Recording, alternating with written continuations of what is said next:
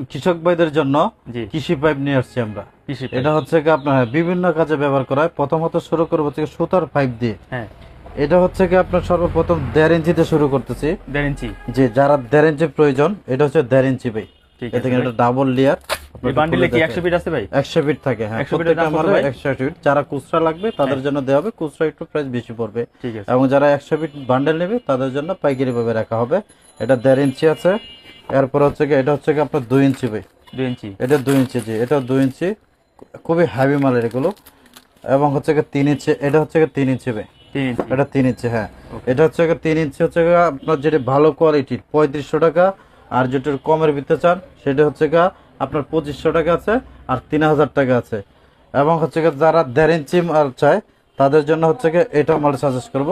এটা হচ্ছে কি আপনার 1.5 ইঞ্চি, এটা হচ্ছে 1800 টাকা আছে, 1500 টাকা আছে।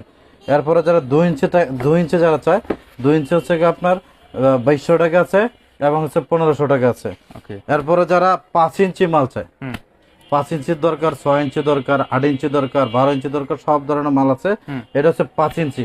এটা হচ্ছে কি আপনার প্রত্যেক বান্ডেল হচ্ছে কি 6500 টাকা 100 ফিট, ভালো কোয়ালিটি গুলো। ভালো কোয়ালিটি। আপনি তো কমের ভিতরে নিতে চান তাহলে হচ্ছে 5000 টাকা।